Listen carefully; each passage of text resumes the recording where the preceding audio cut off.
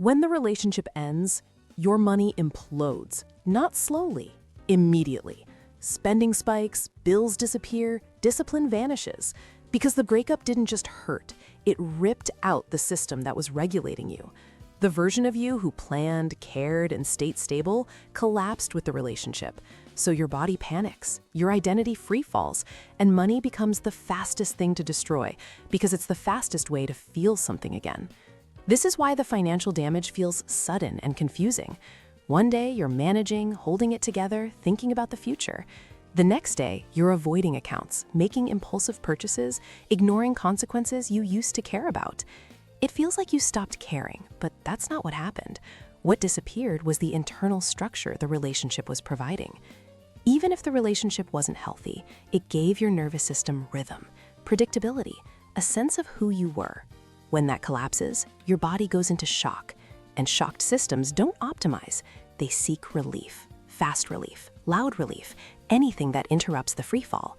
Money just happens to be the easiest lever to pull. Here's the part most people miss.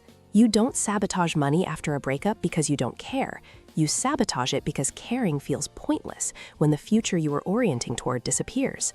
Money only works when it's attached to a version of yourself that still exists.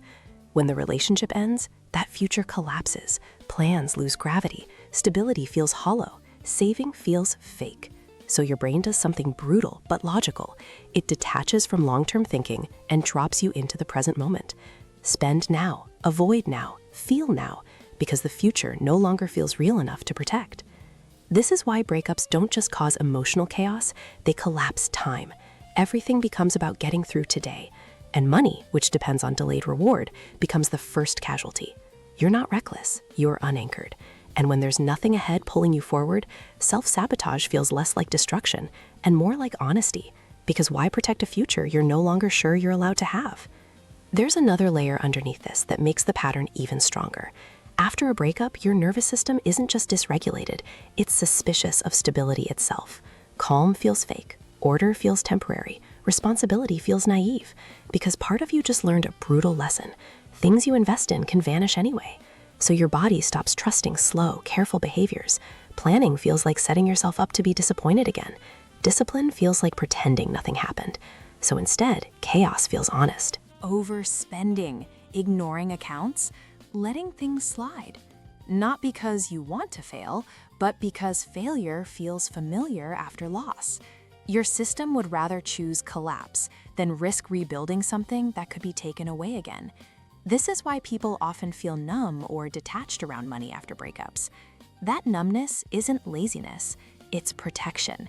It's your body saying, don't attach, don't hope, don't commit yet.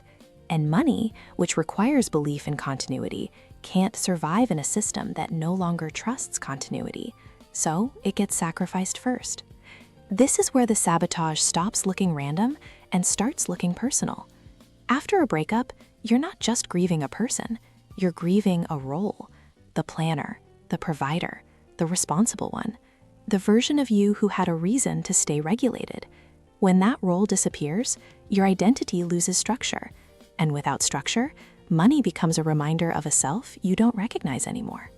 Paying bills feels like pretending you're still that person. Saving feels like loyalty to a future that no longer exists. So part of you rebels. Not loudly, quietly. You miss payments. You overindulge. You let things slide just enough to confirm a painful belief. That stability only worked when someone else was there to witness it. And here's the deeper fracture.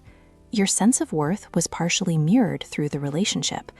Who you were made sense because someone else was reflecting it back to you.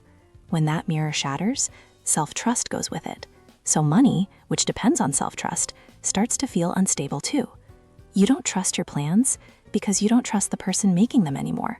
You hesitate to commit to structure because structure feels like claiming an identity you're not sure you deserve yet. This is why post-breakup money sabotage often comes with a strange sense of relief. Chaos feels aligned with how disoriented you actually feel inside. You're not failing at adulthood. You're living in the gap between who you were and who you haven't become yet. And until that gap closes, money will keep reflecting the uncertainty you're trying not to feel. Here's another reveal most people never notice. After a breakup, Money also becomes a way to punish the part of you that trusted love in the first place. Overspending isn't always about pleasure. Sometimes it's about proving that nothing lasts, that effort is pointless, that hoping again would be foolish. Sabotage becomes a way to stay loyal to your disappointment. If you keep things messy, you never have to be surprised by loss again. And because money is measurable, visible, and easy to damage, it becomes the safest place to act out that belief. This is also why some people suddenly become reckless after relationships end, while others freeze completely. Both are nervous system strategies. One chases stimulation to outrun grief, the other shuts down to avoid feeling anything at all. Different behaviors, same underlying shock, same loss of orientation, same fear of rebuilding something fragile. Here's the mechanism tying all of this together. After a breakup, your nervous system shifts into loss mode. In loss mode, the brain prioritizes immediate regulation over long-term outcomes. Anything tied to the future starts to feel unsafe or irrelevant. Money is almost entirely future-based. Bills assume continuity. Saving assumes belief. Planning assumes stability.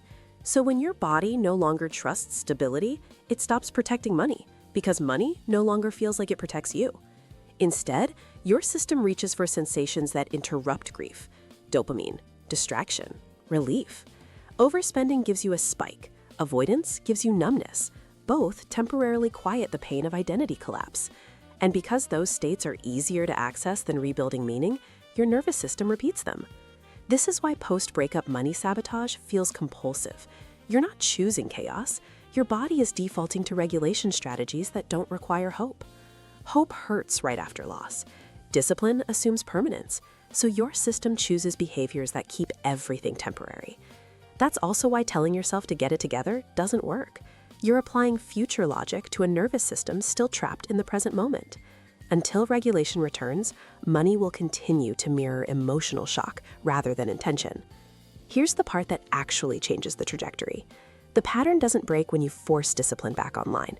It breaks when you stop treating your financial chaos as a moral failure and start seeing it as information.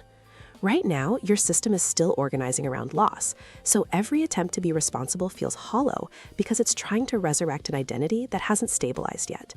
The shift happens when structure returns without meaning attached to it, not because you feel hopeful, not because you feel healed, but because small, neutral actions slowly rebuild trust between you and yourself. The urge to sabotage money fades only after your body learns that stability doesn't require a relationship to witness it, that you can exist, choose, and regulate without someone else anchoring your future. This is uncomfortable because it removes the excuse to stay collapsed. It asks you to tolerate steadiness without emotional payoff, and that's harder than chaos for a nervous system still grieving. But this is where identity quietly reforms, when money stops being a way to express grief and starts becoming boring again. Boring is safety returning. Most people sabotage that moment because it feels empty compared to the intensity of loss. But emptiness is just space before a new self organizes. And here's the part most people never connect. The money chaos after a breakup isn't random, and it isn't permanent. It's a test.